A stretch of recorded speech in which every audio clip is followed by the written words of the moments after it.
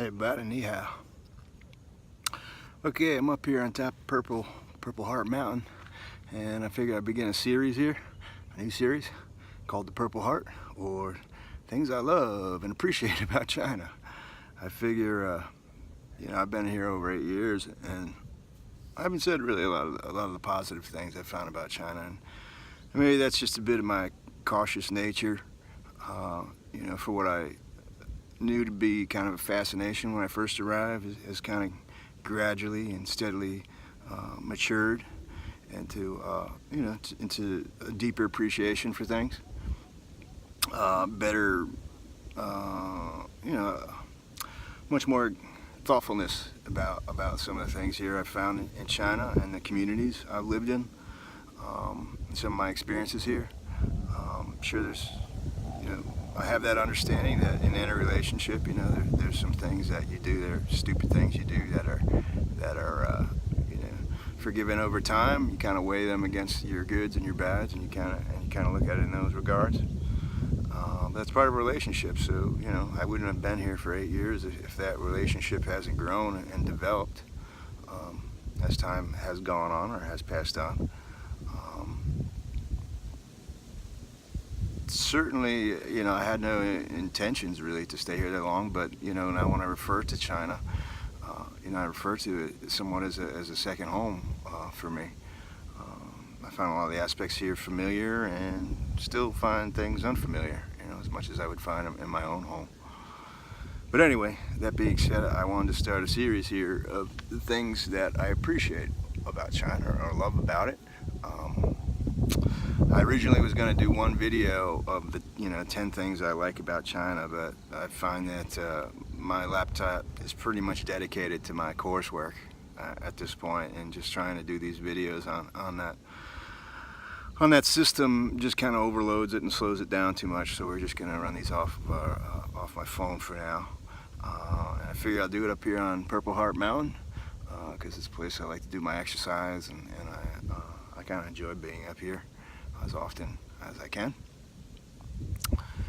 But the first thing I want to talk about, and that's the Chinese appreciation of intelligence and beauty.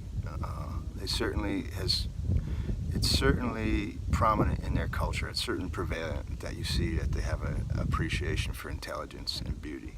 And that's something I think every society needs to grow. I mean, it gives people something to strive for. And certainly in China, it's a very refined beauty, and it reflects a lot of their experience. It reflects their experience. It reflects their land and their relationship to it. And I think, and that refinement comes from that greater, deeper understanding of that. And like I said, that's something every society needs. There's certain societies that just kind of, they dwell in the squalor, and it's hard to get out of that. But if it wasn't for that inspiration that you find in refinement of intelligence and beauty, that people find themselves incapable of getting out of it. So that's something I appreciate. I certainly see it everywhere I go. It's a very distinct beauty. It's a very distinct, in China, it's a very distinct aesthetic. You won't find it anywhere else in the world. It's reflected. It's certainly reflective of the Asiatic cultures, and it's a very prominent, rationed beauty, and it goes into. I mean, that's why it has a very prominent place in the World Heritage. Chinese culture does. So it's something I appreciate being here, and you see it around here. You see it, in the way that they design architecture and paintings, and in the daily life way, the rituals and things like that. It's all well intelligent system and a very intelligent aesthetic. So it's something I really love and appreciate about China. Okay, so that's the first one. We're going to try and keep doing these as I go. I'll take them maybe once a week or as often as I can. I'll talk about the different aspects.